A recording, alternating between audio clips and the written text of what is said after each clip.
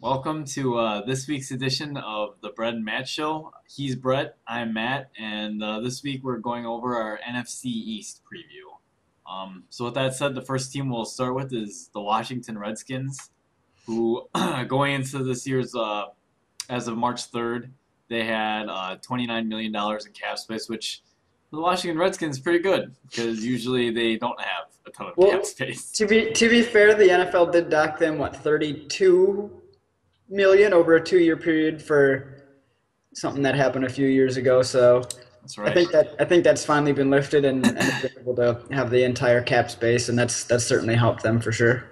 Yeah, that's true. So that said, some notable losses. Cornerback Josh Wilson, who Brett is very familiar with. London Fletcher.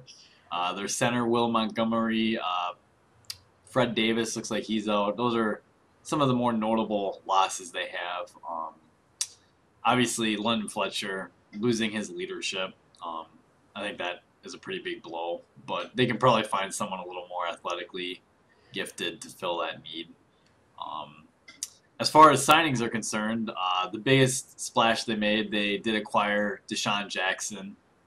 They're also able to get Andre Roberts, safety Ryan Clark, defensive tackle Jason Hatcher, who was for the Cowboys, I think. Yeah, and he'll probably end up being more of a defensive end in their 3-4 system, which is fine. I mean, it gives them some versatility to if they feel the need to go to a 4-man line, he can play inside or outside. So. Right.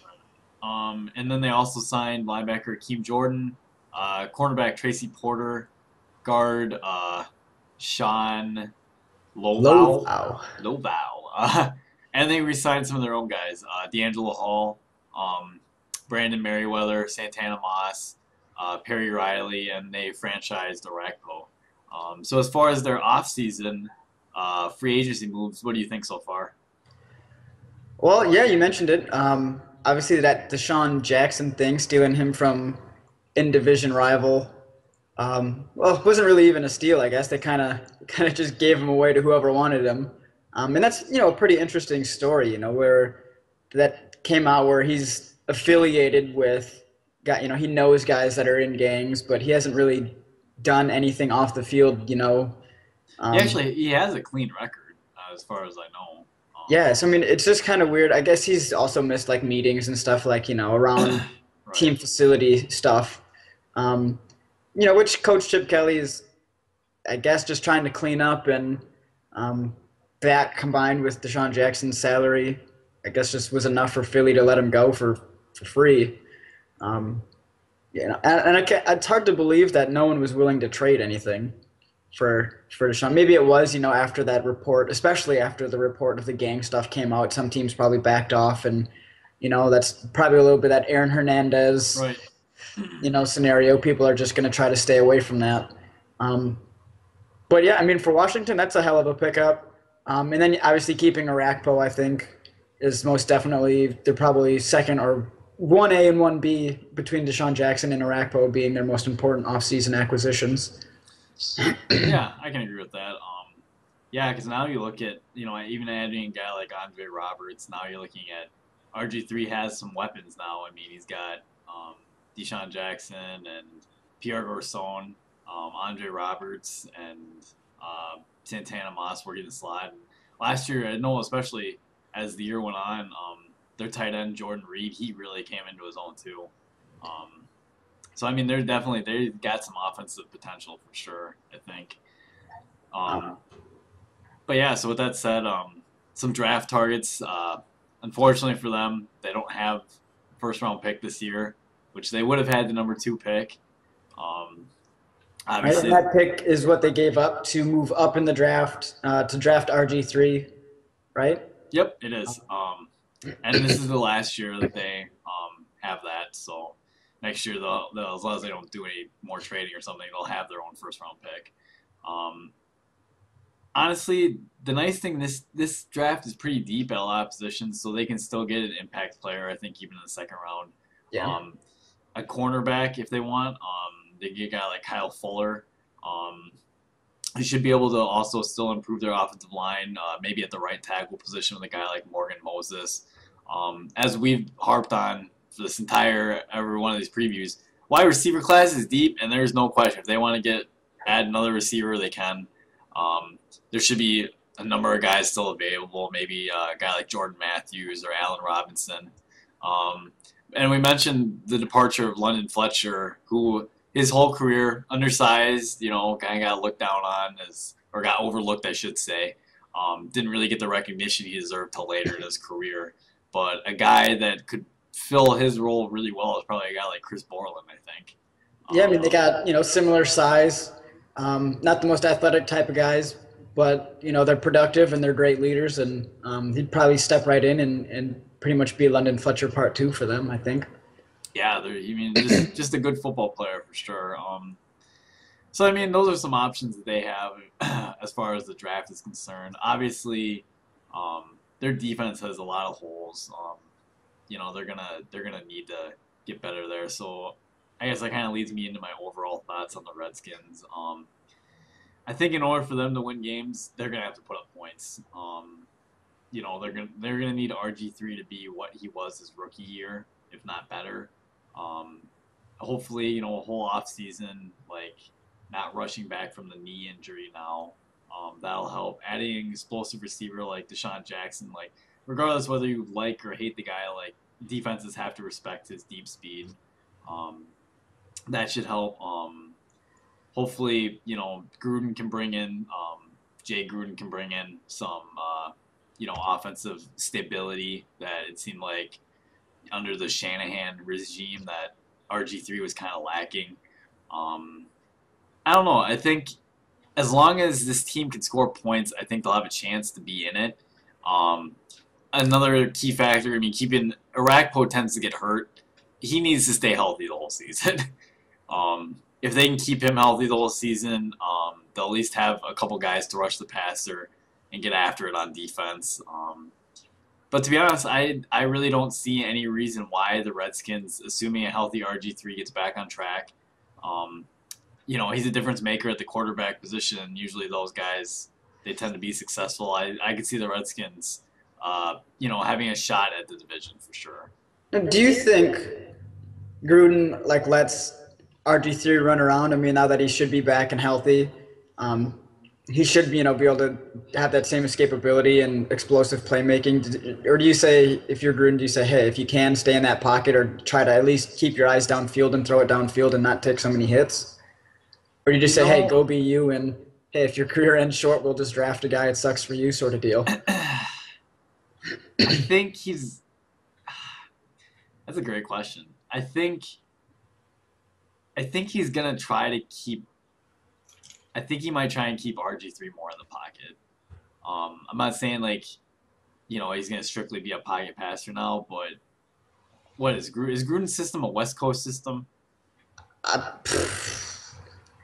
Probably. I'm gonna assume it is. If he's learned the anything same thing as John, then I'm assuming it's a West Coast system. So if that's the case, West Coast is short, run after the catch kind of stuff. Which now they have three receivers that are really good at that. Yeah, I would think, you gotta limit his hits that he's gonna take. So I would want him to stay more in the pocket, but I mean, the old philosophy, sometimes you can't teach an old dog new tricks. I mean, if that's his instinct to do it, that's what he's gonna do. So I don't know. What are your thoughts? Well, yeah, I mean, for the most part, I agree. With the whole offensive situation at this point, RG3, as we mentioned, being a full year now removed from the injury, being able to go through the summer workouts and fall practices at full speed should be pretty good. And they added a lot of weapons, so there's not really any excuses as long as the offensive line can play, at least average to above average. Maybe get the running game going. It wasn't quite what it was 2 years ago. Maybe that was because of RG3 not being able to take off and teams didn't respect the read option or those types of plays as often. But it was franchising Arakpo was giant. I thought bringing in Hatcher was a great idea. Even if he is 32, he still has, I think, a few more productive years in him. They did bring in some linebackers. I'm not too impressed, honestly, with any of them, or quite frankly, the corners. I mean, Tracy Porter, after that pick six that sealed the Super Bowl for the Saints a few years ago, hasn't really done much of anything Yeah. other than either get hurt or play terribly. And Hall has had a good career, but he's obviously not the same guy that he was. Same with the safety situation. I mean, Ryan Clark's 34, I think, 35. He's older, didn't play quite as well. And Merriweather and EJ Biggers. I mean, I still think they have a lot of needs, particularly in the back half um, of their defense. So I think that's probably where they'll end up going for the majority of the draft, and maybe some offensive linemen to keep RG3 clean. And then I think, man, where do I place them in the division? It's such a weird division to try to guess NFC East is hard. Yeah. because they're all kind of decent, or you can expect them to be decent, but none of them are like runaway obvious division winners. with, with the scary RG3, I could see the offense doing enough to not be last, but I'm not sure right now who I'd put below them either. Um, I think a lot. Who would you pick last? That's what I'm saying. Like I don't know. I have no idea. I would probably go. I don't. It would just feel weird picking the Giants to be last, but I mean, That's who obviously I was this. honestly gonna say, but I'm with you. It feels weird saying that. But I might have to. Yeah, I might go Giants last. Redskins still the bottom, one of the bottom two, I think. Um, fucking Dallas too. Yeah, maybe the Eagles are a runaway team. Who knows? Let's move on to Dallas. Fair enough. With that said, or like Brett just said, Dallas Cowboys.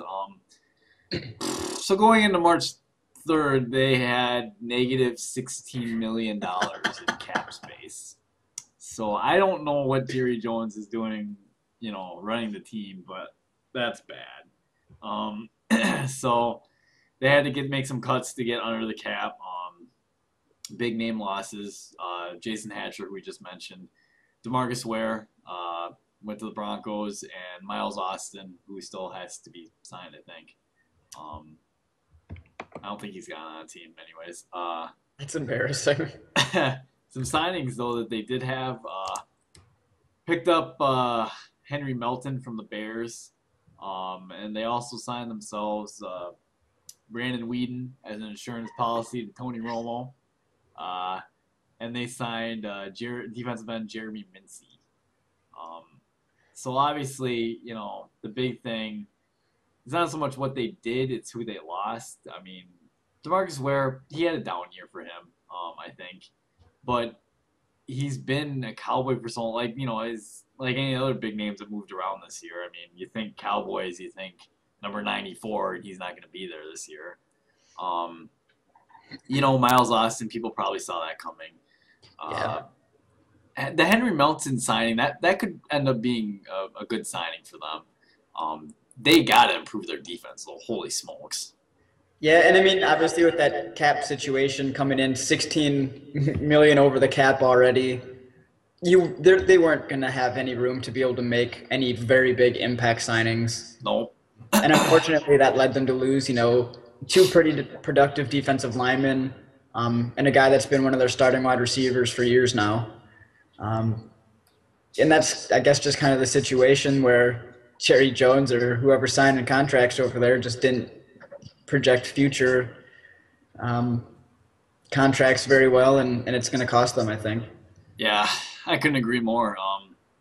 So, I mean, with that said, we're on their draft targets.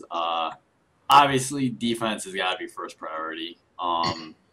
Really, pick your choice. I mean, the only pick maybe that's out of the question is probably a cornerback, just because you traded up to get Claiborne and you paid a lot of money to Carr, so they really need to work out.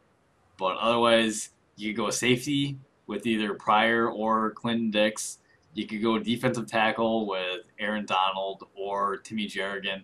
Or if you want a defensive end that actually plays defensive end in a 4-3 defense, you could probably get a guy like Coney Ely too. Yeah. Any one of those names that stands out and you would rather have than any of the others? See, because Aaron Donald's what? He's going to be a 3 technique. He'd be a 3 technique. And that's kind of what Henry Melton is too, right? It is. So but But I mean, Donald does have that potential to be, he really, really special player at that and he position. does. And I mean, Henry Mountain's deal. Um, I was going to mention it later in my overall thoughts, but I'll just say it now. It is an ultimate prove it deal. I think he's only guaranteed $1 million. That's for the whole deal. It's just 1 million.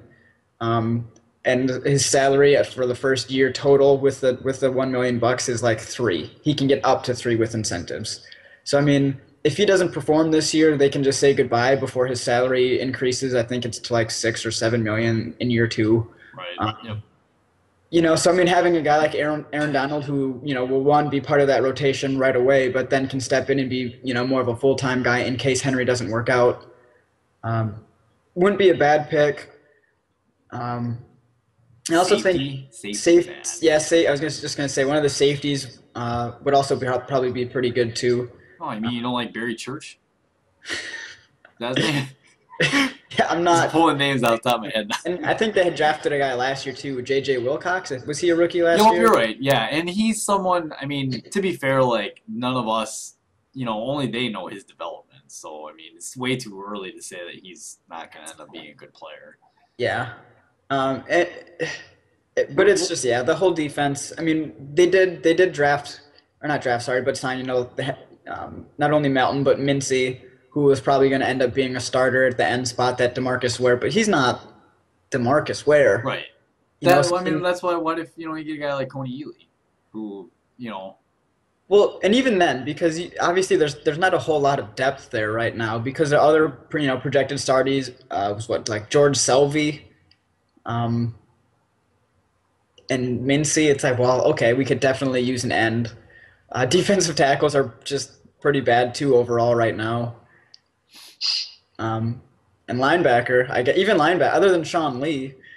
There's Bruce Carter who they've drafted. I think it was 2 years ago. Yep.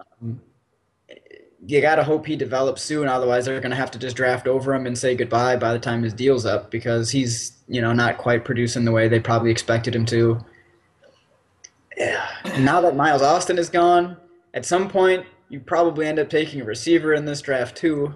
I think. I mean, Terrence Williams played good, but yeah, Terrence, and then the other guy that they had, shit, what's his name? Little white kid. oh, Cole Beasley. Cole Beasley. Yeah. He's Don't tell me you're gonna put a lot of stock in him. that's. I mean, if Come you're on, gonna go Brett. as the slot Cole guy, Beasley? he's like the only guy that you got. He's gonna probably be their starting slot guy right now. So I mean, yeah, you probably have to go with drafting somebody too, just in case, right? No, they still got that the dude with the dreadlocks that does returns for him. Yeah, I What- guarantee you he's higher in the depth chart than Cole Beasley. I'll put money on it. Are you kidding me? Uh, I don't know his name, but you know who I'm talking about. The guy with his number 17, I think. that's. I just. Fine. While you look What are this you? up, I'm gonna. What are you gonna do? Like, are you certain that other guy can even be a receiver? Are you certain Cole Beasley can even play football? Didn't he? Well, Wasn't that what? no? That's who Tony Romo was targeting when he threw the pick to Tremont Williams. Was Cole Beasley? Well, that's whose fault is that? Cole Beasley ran the wrong route. Cole Beasley sat down and ran a stop route, and then he thought he was going to run it out. That one. Okay, well, I thought you were talking about that was the one that Sam Shields picked off. Either way, that's all. the one of Miles Austin. Yeah, those are probably all on Tony Romo anyway. I don't care. It's never on the quarterback. It's on the receiver. That second one, that one to Shields was definitely Right, on. that was the second one. Shimon had the first one. When That Cole other Beasley one, but that decided other to one was one of those option routes where it's like you sit or you try to get to the sideline. It doesn't really. That's what I just said. You sure you want that guy playing receiver, Brett? Do you want Dwayne Harris playing receiver? Yeah, I do. At least he can run after the catch. Well, if you okay, let's look at just what their numbers were last year at wide receiver. Dwayne Harris played in 13 games, had 9 catches for 80 yards. That's your boy, Dwayne Harris. Okay, your guy's gonna have more catches. This isn't fair. My guy Cole Beasley, 39 catches for 368 yards. So I mean, come on. Hey, can I take into account all-purpose yards, special teams? Come on. No, because it doesn't count as who Rome was throwing to. It's gonna have to be Uh, Beasley. So I think they'll fine, probably fine. end up taking a wide receiver at some point as well after they address a couple defensive needs first. I can't believe that Cole Beasley is considered better than Juan Harris, whatever his name is, Harris. Goodness gracious. Anyways, so my overall thoughts on the Cowboys are kind of like the Redskins. They're gonna have a good offense. Um, Des Bryant, just he's a top receiver. Has the ability to make really tons of plays for you. Jason Witten, good old reliable, still playing with them. DeMarco Murray, if they decide they want to hand the ball off and give him an opportunity, is a really good running back. Ultimately, though, they need guys like I mentioned earlier. They need guys like Carr and Claiborne to really step up. They traded up to get Claiborne in the first place. He needs to start playing better. And then they paid big money to Carr, who also hasn't played very good. I don't know if it's just the system that they're in, which if that's the case, after giving up the amount of yardage they gave up, I'm still surprised that shoot, what's the coordinator's name? Monty. Kiffin? That's it, Monty Kiffin. I'm still surprised that he's the defensive coordinator. But ultimately, I mean, Tony Romo needs to cut down on, playing hero ball and, throwing the backbreaking interceptions that you just can't have. If Tony Romo could just stick to the plan, not do that, and if the defense could get a little more solid, the Cowboys, this whole division is just so unpredictable. I mean, the Cowboys, there's no reason that they couldn't be in the thick of things with how interesting, I'm not going to say bad, but how unpredictable this division is. But if they miss the playoffs again, I think Jerry World's gonna change some things. I mean, I just don't see how Jason Garrett's gonna stay around. People were calling for his head last year. Monty Kiffin will be gone. And this is the time where Jerry, typically has there's been a lot of turnover with the team, and the staff. Um, and that's usually not the way that successful businesses tend to run things. There's got to be some sort of stability. So now he's going with the stability model of, he can just keeps backing the coaching staff, and then they just keep disappointing. So it's kind of like, yeah, you're right. This will probably be the year that if if they finish 8-8 again and miss the playoffs, They're gone. they got to be. You can't. I mean, that's true mediocrity right there. Just keep going 8-8 every year and not making the playoffs. And some of that can obviously be on Jerry, especially with the cap situation. He didn't help his team out at all coming Or into who they this year. draft. Yeah. So they had to go with the low end deals like Melton, and Mincy, who probably will end up being decent signings, assuming they have good health. Sure. And there's also still the possibility of re-signing Anthony Spencer. I know he came off a pretty major injury, but if they're looking at it and his rehab seems to be going all right, and he's going to be healthy enough to play, they can get him for a super cheap deal too to take up one of the other defensive end spots, which I think I've actually read on Twitter just today, right before we hopped on here. So I'm glad somebody stole my thunder before we got to talk about this. Uh, um, the defense, pretty pathetic. I'm just going to assume they'll be drafting defense and then wide receiver. And it probably is going to end up costing them that playoff spot. I don't view them as being the division winner either. And I don't think a team from this division is going to be getting a wild card spot. So I'm going to just say goodbye right now, Jason Garrett. It's nice to know you. Hope you find another job. So with that said, we did talk a little bit about them, but the New York Football Giants, who came in having $18 million in cap space, which was okay. They have some notable losses. Justin Tuck, longtime Giant. Hakeem Nicks, who was a period player for a while. Linval Joseph, who was one of the better defensive linemen available. Guard Kevin Booth. David Delay? Deal? Boy, I butchered that. They had some notable signings, though. Guard Jeff Schwartz, Rogers Cromartie, Walter Thurman, cornerback from the Seahawks, Zach Bowman, Robert Ayers, Rashad Jennings, Trindon Holiday, and they're also able to keep their kicker Josh Brown, cornerback Tremaine McBride, and John Beeson. So I mean, Giants had did some work this offseason. Any particular signings you like out of that? I think, looking at it, I like the Rashad Jennings signing because their running back situation last year was absolutely pathetic.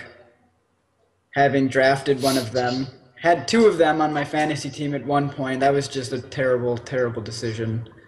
So the Rashad Jennings thing, he can at least, play spot ball. He might. I don't know if he's going to be a full time guy, but he was pretty productive last year with Oakland when he got his chance. Um, and I also kind of like them signing not only Jeff Schwartz, the guard, but all the guys from the secondary: Rogers Cromartie, Walter Thurman, and Zach Bowman. Just getting them some good quality and depth in the back end of their defense. Yeah, I agree. I mean, yeah, I like the Walter Thurman and Cromartie signing. I think Walter Thurman played really well actually for the Seahawks. I think he could have probably played a little bigger role actually, but because they got such depth there, he got good opportunity. I think he'll have a good opportunity in New York. Excuse me. Yeah, I mean, look at all these signings. I mean, if they attack some areas in the draft, kind of hard to see them being last, right? Yeah, maybe, but I'm still. I mean, I mean, someone's got to be last, but someone's got to be. I mean, I still look at their offensive line overall. Schwartz was a big signing, but after that, their offensive line's still not that great. Um, I mean, they had a rookie right tackle, and Will Beatty was their starting left tackle. It did okay, but he's not, a top kind of left tackle. And that might very well have, contributed to Eli Manning so many turnovers. If he's getting pressure in his face, that's not helping him at all. And then without a running game, he certainly didn't have a lot of help. And then defensively, with, Tuck gone and Linville Joseph, I mean, they have some holes up front in their front seven, too, that they're going to need to fill. right. Um, so with that said, we'll move on to their draft targets. They pick at number 12. A lot of people have them possibly taking a guy like C.J. Mosley. Um, I kind of see them, if Eric Ebron's there, getting. I don't know what tight ends if Eli Manning's ever had an elite caliber athlete tight end like Eric Ebron. I know you're gonna say Travis Beck. What's his name? Travis Beckham. We're talking about a tight end that can catch the ball, Brett, not one that's just fast and gonna run and play special teams. Travis Beckham torched Green Bay in the playoffs, didn't he? Did he? Are Yeah. you sure? I think he scored like a touchdown on one of the first plays of the game, didn't he? Yeah. Well, how would he do in the Super Bowl? I don't know. Does He it matter? tore his ACL or something. If I They won the remember. game. Not because of him. Unless his team was inspired because he got hurt. But I don't know, a tight end like Eric Ebron. I mean, I don't know. I think they need to go maybe receiver. Otherwise, they need to bank on like Randall, stepping up, or someone has Yeah, to I step mean, up. you still got Victor Cruz in the slot, who can play outside Who too. can play But I mean, other outside? than that, yeah, Ruben Randall, he's shown flashes. He has. He just needs to get more consistent, um, which honestly is kind of a thing with the rest of their entire offense is just consistency. I mean, even Hakeem Nicks, while he had that potential between his injuries and occasional random drop passes, even he wasn't the most kind of consistent player, though he was still very good. Right. I did just think of this too. I mean, I don't have it on my list, but what about if they took like a tackle like Taylor Lewin from Michigan or something? I don't know what their offensive tackle situation's like, but Well, that could be interesting because they just drafted that Justin Pugh guy last year from Syracuse. that's right. Does he play And tackle or guard? he plays right tackle, Okay. probably will be right tackle. However, if they wanted, if Lewin was there and they wanted to take him, they could take him and put him at tackle and slide Pugh inside, um, which would certainly help, solidify the two guard spots now that they would have Schwartz and Pugh Right. inside, and then Beatty and Lewin on the outside, and I guess David Bass on at center. Um, he's still in the league, which is amazing. Um, I mean that would solidify. Drafting that one guy would actually help out two positions. Plus, you're not reaching for a guard. Well, I guess that means you took a guard at like 18 last year or whatever it was. But if he can be a good guard, it might not be worth that high, or it might be worth, I guess, having essentially been like the 18th pick or whatever they had last year. What about defensive line? Yeah, Why I don't could, we have that on our list of these? I could definitely defensive line. I mean, you still got JPP and Cullen Jenkins, who are pretty decent. But yeah, I mean, your other defensive tackle at this point is Jonathan Hankins. I think he went to Ohio State. He's all right. He's young. Um, and Matthias Kiwanuka That's who the other. I was trying to would think. be the other And end. the Giants like to have lots of. They rotate a lot of Yeah, people. and So they did sign Robert Ayers. So I mean, they got that rotation, I guess. With Kiwanuka, Ayers, and JPP. Kiwanuka, I remember thinking decently of him a few years ago, but I guess this last season was pretty terrible, according to this Pro Football Focus here. He's in the red, which is poor starter and a gamble. So hmm, so maybe they could look for another guy um, on the defensive line. must be thinking Probably, of that season when he was harassing Aaron Rodgers. Hmm. but yeah, I mean, I think corner for the most part, but because they signed They so many did. They guys. did. Yeah, they did invest in the corner, so that I kind of eliminates that. I would Yeah, and think. safety. I mean, Will Hill actually played pretty decently. Anyone that doesn't know Will Hill's background, though, just Google Will Hill Twitter and just see all the ridiculous stuff he posted when he was in college. Um, and then Antrell Roll is back there as well. So I mean, I Yep, think their secondary overall is pretty decent. But that front seven, which is just kind of weird to say, is now more or less the weakness of the defense. I agree. So with that said, I mean, overall thoughts on the Giants. You know, the Giants are just they're such an up and down team. Like there are some games they just look horrendous, and then there are other games they look like they could be one of the best teams in the entire league. It's almost like a week to week basis, like what you get with that team sometimes. Um, I think that they really, like we just mentioned, improving the defensive line would be a good idea. I mean, for years the Giants just have been known for their defensive line, and now all of a sudden that's kind of changing. So probably refilling that would be a good idea. They need to address getting someone. They need to address getting Eli some more help, whether it be a receiver or an elite caliber tight end that can go get the ball. Um, it's hard. Like the Giants, I feel like have talent on their team. It's just will they put it together? And to be fair to Giants fans, you know what? It seems like it's every other year with them. So they were bad last year, so they're probably going to be good this year. Yeah, maybe. I mean, and they have. I mean, the only difference is now they have that weakness. I think up front on both sides of the ball. Um, you know, Jason Pierre-Paul's obviously, uh, from an athletic perspective, one of the most athletic defensive ends in the game. He's probably still only like 24, 25. Yeah, he's young too. And Robert Ayers is solid, and Cullen Jenkins. But I mean, they still have, other than that, the offensive line interior could use some help. Mm-hmm. Even the defensive interior could use help. The linebackers are pretty. I mean, you got Mark Herzlich and Spencer Pasinger. Come on, like these aren't guys that are going to help you, win playoff games. Might not even win the division. So maybe they go after a guy like C.J. Mosley, Maybe. and then you can either kick him out to outside linebacker or And kick he does have the John ability Beason. to play both, right? Because I mean, he played both in college. I mean, but they played a 3-4, so I don't know, um, That's what true. he translates better to when he's in a 4-3, if he's better inside or out.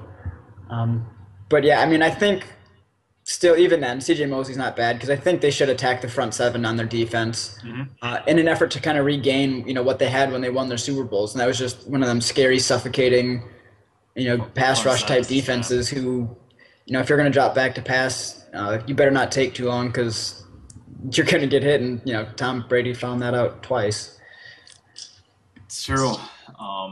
So with that said, I mean, or I'm sorry, did you have any other thoughts? All right. Nah.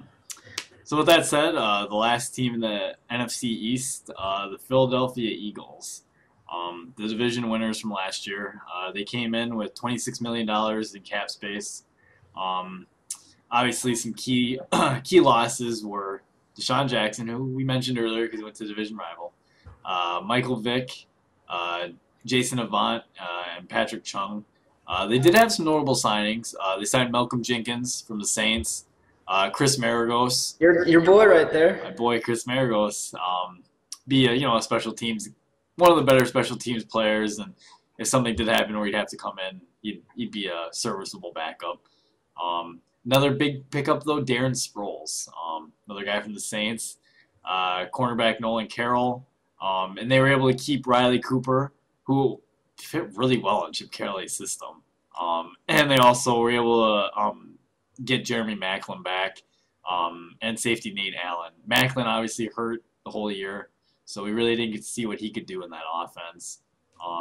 Maybe he's the one that's going to take the spot of Deshaun Jackson's production, because Riley Cooper, he played really well in that offense. Like that's all there is to it. So maybe that's why they felt like they could just let Deshaun Jackson go. Yeah, probably. I mean, because you got to imagine, from an athleticism standpoint, Macklin and Deshaun are pretty close. And Riley Cooper, as you said, was really productive in this offense. I mean, they still need, I think, a third guy with Jason Avant gone. I don't know who would Agreed. step into that role. Um, but other than that, offensively, they're pretty stacked. I mean, even the offensive line, Yeah, Jason offensive line is Peters, good too. Evan Mathis, Jason Kels are all elite or near elite Lane offensive Johnson, they linemen. Lane drafted. Johnson worked out. I mean, I know they spent a fifth round or the fifth overall pick, I think it That was. worked out well. I But he mean, played good. I mean, he's at right tackle, but hell, I mean, with Jason Peters at left, now their entire offensive line is solid. Like you can't complain about that. And nope. LaShawn McCoy is Oh, just so shifty. He's so exciting too in that and you add offense. Sproles to that too. I mean, come on. And they also signed, I think last year they ended up signing, wasn't it James Casey from Houston? Yeah, And he yeah, didn't. yep, They didn't even use him last year. And they also, drafted Zach Ertz as like that yeah. tight Zach end, and Ertz, and he excuse me, he came on more at the end of the year too. so I mean, they're just talent. Even their backup fullback and James They Casey still have is, Brent Selleck. yeah. Yeah, So they're just realistically, offensively, they're probably only missing maybe one guy that would be more or less the slot guy. yeah, maybe that slot receiver. Um, And yeah. Other than that though, oof. Um, yeah, we got nothing but good things to say about their offense. I like some of their defensive moves too. I mean, I mentioned Chris Maragos. I've always liked Malcolm Jenkins. I thought he was a good player. I kind of think he gets overlooked sometimes. I think he was a good signing. Uh, I don't know too much about Nolan Carroll, so I can't really speak too much about him. But I remember the reason the whole Malcolm Jenkins thing. Obviously, as a Packer fan, I know how bad our safety play was. And I was like, oh, a guy like Malcolm Jenkins get a fair price for what he's gonna do and bring to the field. And yeah, I mean, I really like what they did with him. yeah, and he didn't have a great year last year. Missed some tackles, but he's still young. He's only like 25 or six or something. Like he's Yeah, which is surprising. I feel like he's been in the league for a while. Um, but yeah, I mean, he's still a young guy. He can still, if he gets the right coaching and confidence, you'd hope he can develop a little bit better even. Plus he's pretty versatile. He can, if you need him to, because I think he played corner in yeah, he played college. corner in college. So if you want him to, you could try to line him up. Maybe like you'd be comfortable with him in coverage on, say, like a tight end or a running back out of the backfield sort of deal. Hmm. But if you want him to keep him deep and just let him roam, he's got that ability as well. Right. And Nolan Carroll, I think, was a pretty good signing. He should end up definitely being one of the starters, especially because their starters now are, I mean, Bradley Fletcher and Kerry Williams. Kerry Williams they paid money for though. They did. He should have produced a little better though if he wanted to keep his job. Because yeah, I mean that was obviously the weakness of the team. Now some of it is they are a fast-paced offense, so that means their defense is on the field a lot. And being here at Indiana is slightly different, but obviously, like Indiana's offense scores so fast that sometimes I talk to the starters on defense. They're like, man, we literally would get off the field after a defensive stop or whatever, and we turn around, our offense scored, and we got to go right back out there. Um, Right. so maybe that's kind of what led to their defense not quite keeping pace with the offense. And it was a new scheme. They did switch to a 3-4. Yep. So So maybe maybe that was he'll want to. Maybe I mean, brings us into our draft targets. Maybe they'll want to address, possibly helping out that 3-4 defense. Um, yeah, it's possible. I mean, Trent Cole's still pretty good at outside linebacker. yes. They just spent money on Connor Barwin on the other side. But And what about Brandon Graham? He doesn't I really don't, fit that. yeah, I don't really know what he's doing. He's not doing anything because he's more of the. He fit the whole wide nine defensive end thing really good, and then obviously this Yeah, switch and he's struggled kind with of that. smaller, I think. Yep. He'd probably be more of what I think they use in Seattle and probably now in Jacksonville, what they call that Leo. Guy that's 6'3", about 250 to 265, kind of just edge rusher, and that's his sole purpose. Yep. Um, and he probably can't cover. So, Probably not. I um, think they need to probably go safety in the draft. Um, or, I mean, really, like you mentioned, the only weakness on offense that we mentioned was receiver. Maybe if they happen to find a receiver they like, they take advantage of getting one in the first round and making things really hard on defenses. Um, yeah, and you said you were watching some film, and there's Brandon Cooks is kind of a guy that's out there that might fit that type of scheme, but also, was it Odell Beckham Jr.? I like Odell Beckham Jr. I would take him over Cooks personally.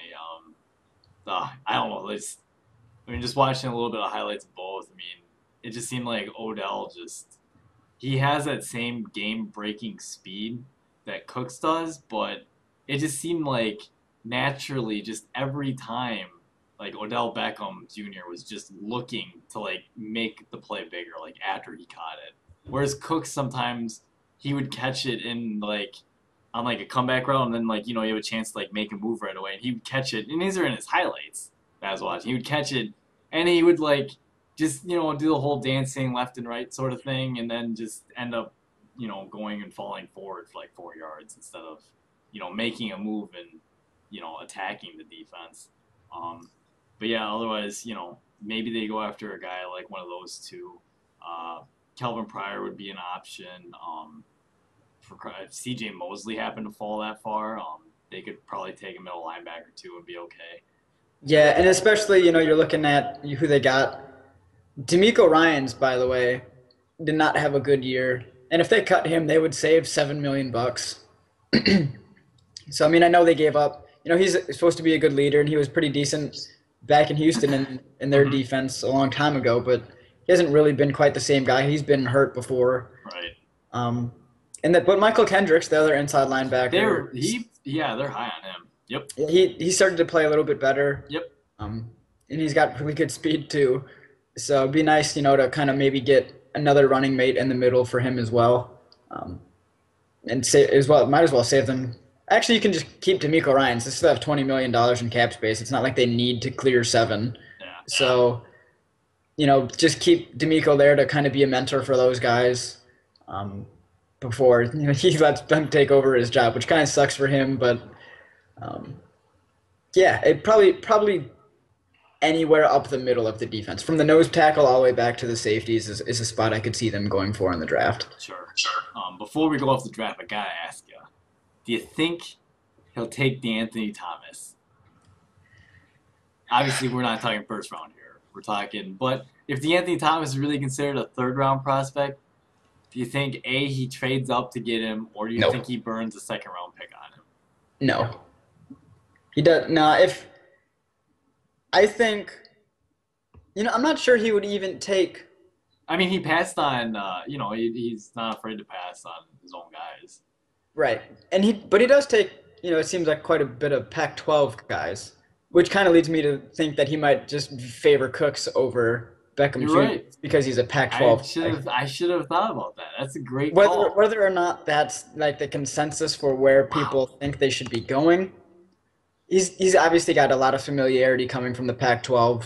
And if he calls up a coach and says, "Hey, give me your legitimate thoughts on a guy," he's probably got a little better insight than some other guys that don't quite have that same sort of connection with the coaching staffs in the Pac-12 or familiarity overall. So, It's a good man, call. but DAT, I don't, especially with Shady there. Shady still You can never have too much speed on that offense, Brett. Just Darren. ask Chip Kelly. You can't have too much speed. Where are you gonna? I guess you could play him kind of like you did. We just general overall weapon kind of guy. Brett, we Where ran track in high school. You know that speed guys are always pulling hammies. Gotta have someone to replace them, man. yeah, I don't know. I mean, I guess Darren Sproles is older too, so you could always draft DAT, and then after Sproles is gone, DAT will just be your main return type guy, um, Or you could just draft him just to play special teams. or do that. Maybe he could be that guy that they use kind of in the slot just to maybe throw some swings his way, Oh some God. swings and screens, some shorter stuff, or if they can get a mismatch, just send him deep. I mean, it's always interesting, I guess. But I'm gonna go ahead and say the Eagles don't draft DAT. Well, your odds are probably right considering there's, One out 31 of other 32. teams. So, so with that said, I mean, my overall thoughts on the Eagles. Do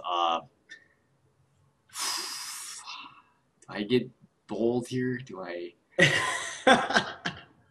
I'm gonna say I really like Chip Kelly, to be honest, and I really like Nick Foles. He fits that offense really good. Um, do I bet against what's happened lately though? I don't think I'm going to. I'm just gonna say I don't know who's gonna win the NFC East, but I don't think it's gonna be the Eagles. I know Brett, I'm pretty sure, is high on the Eagles flying. I just think that NFL defenses happens year in and year out. When they get an entire offseason to study how an offense works, they usually come back at it. And I mean, Chip Kelly, don't get me wrong, he's obviously a really good offensive mind. I just think that NFL defenses are going to have at least somewhat better of an answer than there was last year. I don't think you're going to be seeing. I could be wrong about that too, but I just don't know if you're going to be seeing any more 7 touchdown performances from Nick Foles in a game. I mean, it could happen.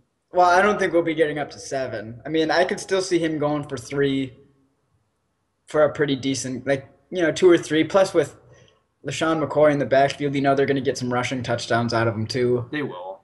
And like that offense is so high. It's happened every year. Like the NFL defenses figure out like the wildcat. That was a big trendy thing, and then people figured it out. Or like the read option. Oh wait, let's just hit the quarterback. Oh, they figured that out. And granted, those are simple things, but I don't know. It's just I'm not saying the Eagles are gonna be bad by any means. I think the rest of the like I don't know if the separation between all the teams in this division is gonna be super high. I expect it to be a tight race, and Bunch that of might teams. and it might be because they're all kind of mediocre, I guess. Right, you'll get a guy. All the teams will be like win at least 5 games, but no one, winning more than 9 or 10. It'll just be kind of cramped between that, 6-10 and 9-7 sort of record. The race won't be decided until maybe the last game of the year. Who plays Dallas the last week of the year? They're winning the division. I have no idea. Maybe it's Philadelphia again. Dallas schedule. Oh well, I accidentally shit. Cowboy schedule. Ha. Let's see, because that's who That's who I'm gonna pick, just because I can. Cowboys, huh? No, whoever they play. Don't be the Redskins, because I kind of want to pick the Redskins. Who is it? Oh, do they not have it up yet? Come on. No, you're right. You know why? Because the schedules haven't been released yet. Boom. He's right. I know I'm right because I've been watching, and the schedule is supposed to get released later this month, maybe next week or the week after. I think I saw. All right. Well, whoever it is, that's going to end up being the division winner because I feel like Dallas always has the chance to win it and they end up losing. Do. And whoever they lose to is the team that ends up winning. But just going through the Eagles season last year, right? That first game against Washington, the first game of the year, we didn't really know Washington wasn't going to be that good, but you had to have been impressed at least with that first game. They came out. I wasn't blown away though. At the time, Chip Kelly's offense was. I mean, Well, there's no question. they put up a ton of yards. I think they just settled for a lot of field goals and missed some opportunities. Because they probably should have scored way more than they did, but they still won the game. And we're all like, all right, let's just see what this team can do. And once Mike Vick gets going in it, and then they lost the next 3 games. Michael Vick gets hurt in game 5, and everyone's like, oh well, shit. Now we got to put Nick Foles in, who, from what we perceived of Chip Kelly's offense, wouldn't fit. Didn't really fit. And then he comes out and he beats the Giants and the Bucks. And you're like, well, all right. So this is going well, other than the Bucks. But I mean, you look at it and you're like, division games, especially after 3 straight losses, you had to be impressed. And then he comes out, has a clunker against Dallas, and gets hurt. So then Vic has to come back, and then Vic leads them to a loss to the Giants, and he also got hurt again. So then that gave Foles another opportunity, and they went 7-1 in their last 8 games. And they averaged 35 points per game, and came back to win the division. They were, what were they, like 2-6 after their first, or maybe 3-5 after their first couple games. Either way, they weren't really in position to win the division until Nick Foles got that full-time job. So you're going to tell me you have faith in Foles staying healthy the whole season? I'm going to say if he stays healthy the whole season, they'll be the division winner. Okay. Just because obviously going through this, like I totally forgot that he got hurt a couple times, and yeah, he had that. I think it was a concussion. Then offense obviously exposes your quarterback to probably taking some unnecessary hits they don't need to necessarily take. Yeah, and I don't remember. That's why you got Mark Sanchez. You don't have faith in Sanchez, Brett? No. Come on. Please. Hey, but Sanchez did get his back-to-back AFC title games, Brett. I'm lost. But he got there. Got there. That's the important part. Wisconsin gets to the Rose Bowl all the time, and they lose all the time, so it's not a big deal. Yeah. But anyway, so I think the offense, it might not be putting up 35 points per game like it did at the end of the season last year. And that's all I was saying. I don't think they're going to put up as many points. But even then, that would have been, competing with Denver for the best offense of all time. Like that was kind of how that last, 8 weeks went for Philadelphia. Defensively, they gave up, I think it was like the second or third most yards per game. Ouch. But they did keep teams at 20. Happen every year if your defense is on the field 90% of the time. Yeah, which we kind of discussed. And they were still able, despite giving up that many yards, to keep their teams that they were playing at 23 points per game, which isn't good by any means, but it ranked 17th in the league, which is, right in that center area. So it's not like they were even one of the worst teams in terms of giving up points. Sure. But at the same time, offensively, they only had 13 turnovers, and defensively, they got 31. So they had, they were plus 18, I think, in turnovers, which is tremendous. Sure. And that was that bend but don't break and be opportunistic type defense. Right. But, those opportunities sometimes are kind of lucky too. A ball gets tipped. I was going to say, you can't rely on that. You can't rely on getting turnovers all the time. And, Nick Foles only throwing 8 picks. Well, between him and Vic, only, throwing 8 picks total. Actually, and Barkley. But yeah, he played pretty poorly. I'm sure that contributed to some of their turnovers, right? So, they were tremendous in their plus turnover ratio. I don't know if they can quite sustain that, so I think it'll be a little more even.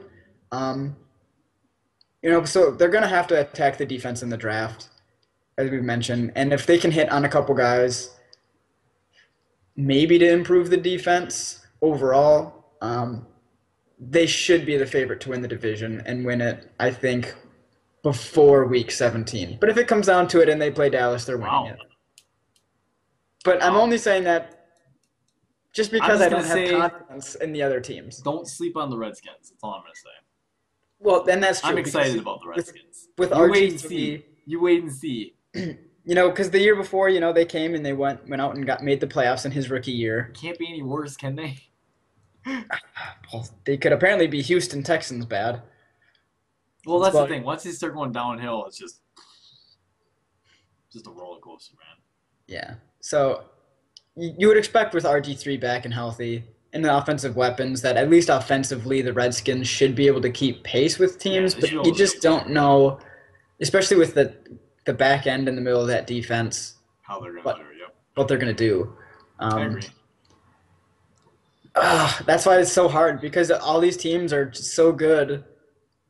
Well, with the exception of the Giants, the other teams, the other three teams are, obviously much more reliant offensively, and then the Giants are kind of more balanced, but balanced in like a very average sort of way. It's definitely. I agree, man. So it makes it a little harder to predict. But I just feel like the overall talent offensively is better with Philly, um, and they have a better front three, four, like well, front seven for the most part. Assuming they can get another middle linebacker to step up than the rest of the division does. Yeah. So So I'm going Philly. fair enough.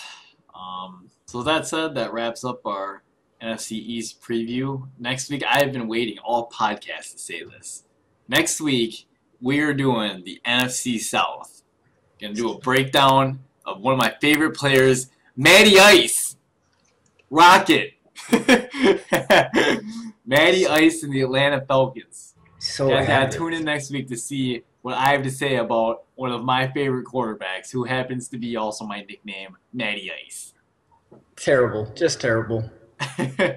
Or Chuck Barkley, terrible. Terrible. So with that said, thanks for tuning in, and we'll talk to you guys next week.